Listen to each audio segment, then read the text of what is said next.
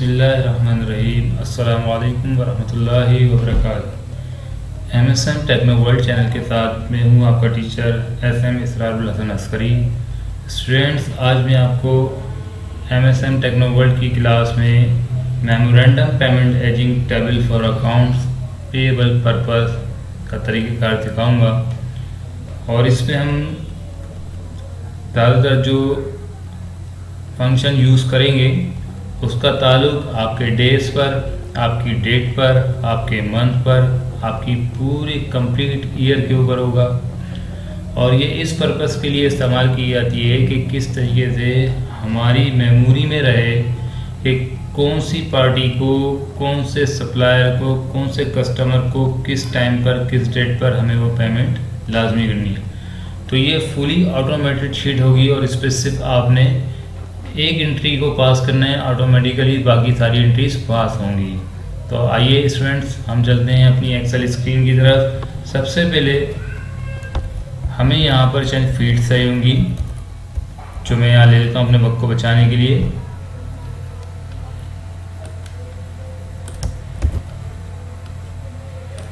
ये देखें स्टूडेंट्स, मैंने यहाँ पर ये चंद फील्ड्स बना ली और इसकी एक फॉर्मेटिंग वगैरह करके आपके सामने रख दी। इसमें customer name, payment, age, month, start date, pay date और पे डेट।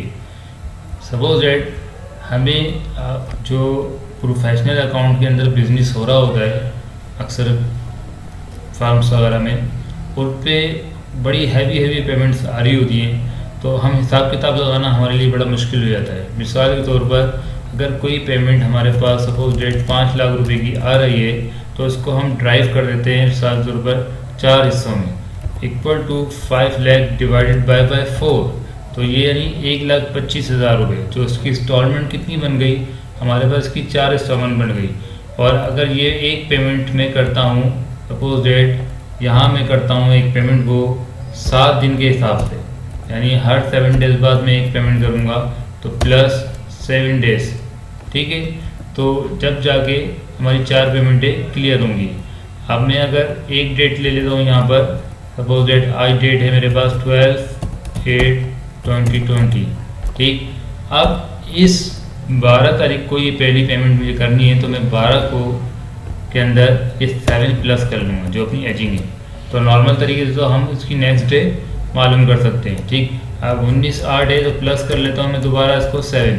तो इसमें क्या है कि हमें बार बार एक फॉर्मूले को यूज़ करना पड़ रहा है। उसके बाद इस टेक्निक तक हम पूछते हैं कि इसकी पेमेंटें हम लाजमी इन तारीख़ों में तैयार करेंगे, ठीक है स्टूडेंट।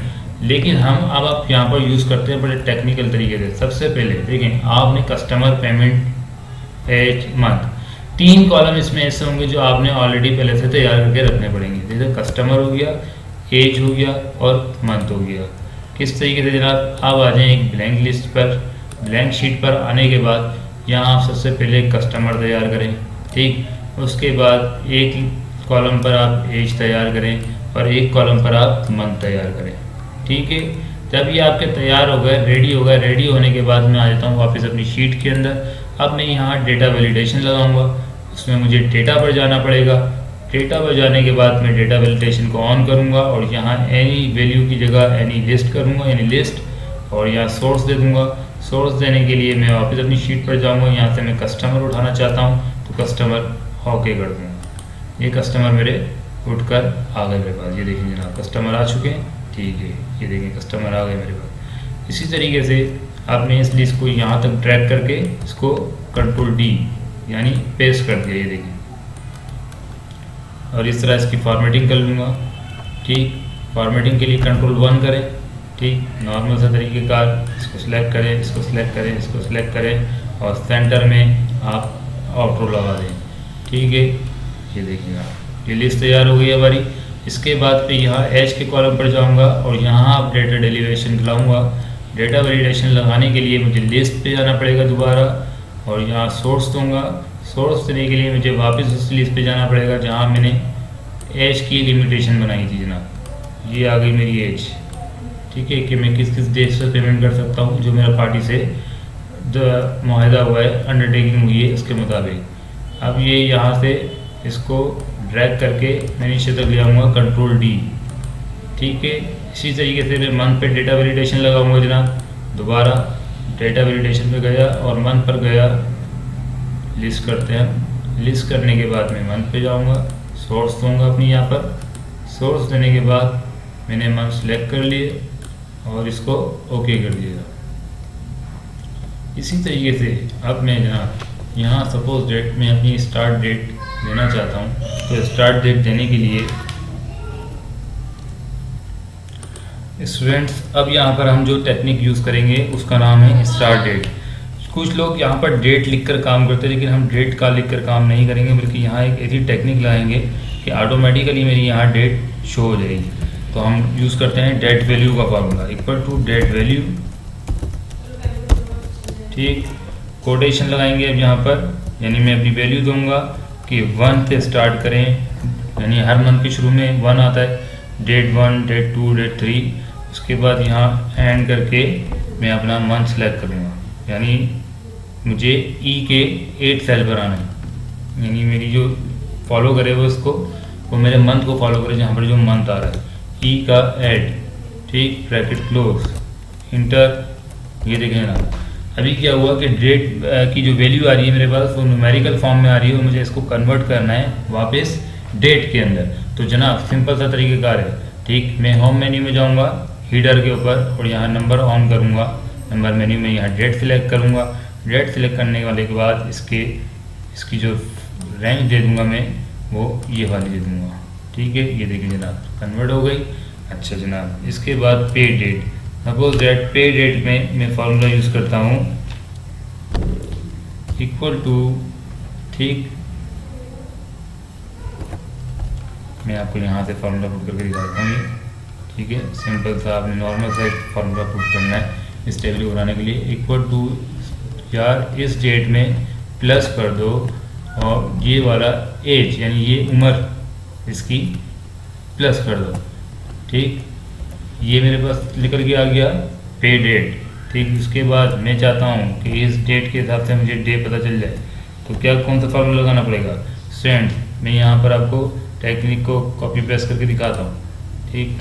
ये मेरा कंट्रोल सी हुआ और यहाँ ये इंटर हो गया। तो जनाब देखें, सपोज डेट यहाँ मैंने फार्मूला यूज़ किया टैक्स का, यानी अगर मैं चाहता हूँ कि इस वैल्यू पे मेरा फार्मूला लग जाए इक्वल टू टैक्स, यानी वैल्यू कन्वर्ट हो जाए टैक्स के अंदर, टैक्स ब्रैकेट। उसके बाद जनाब मैं यहाँ पर यूज़ करता हूँ स्टार्ट डेट मेरी क्या थी, ठीक है। यहाँ से मैं स्टार्ट कर रहा हूँ G8 से, और इसकी कोटेशन मेरे पास इस तरीके से आनी चाहिए।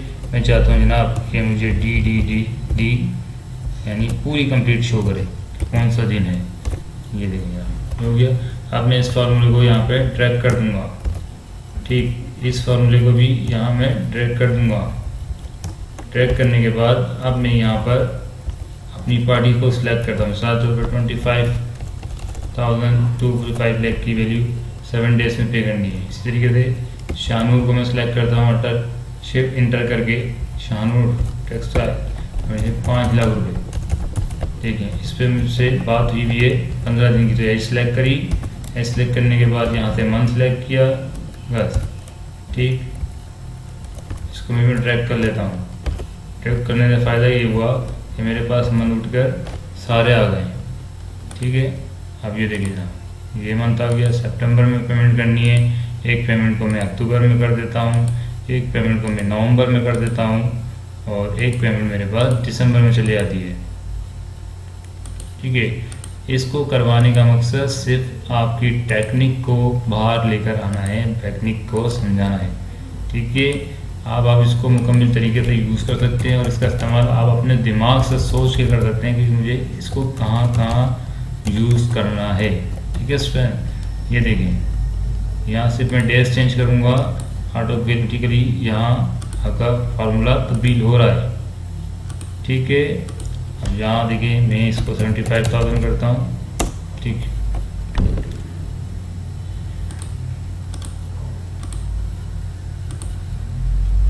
ये देखिए, इसके बाद लास्ट वैल्यू में ले लेता हूँ अपनी BTML, और यहाँ मैं सिलेक्ट करता हूँ 35,000 की पेमेंट, 3,50,000 की पेमेंट, और ये सिलेक्ट करनी है मुझे तकरीबन 45 डेज़ पर, और ये नीचे वाला मैं डिलीट कर देता हूँ, अभी तो कोई वैल्यू नहीं है। तो ठीक है जनाब, ये इस पर्पज़ के लिए बनाई जाती है। ठीक, दूसरा अब इसकी मैं फॉर्मेटिंग तब्दील कर लेता हूँ।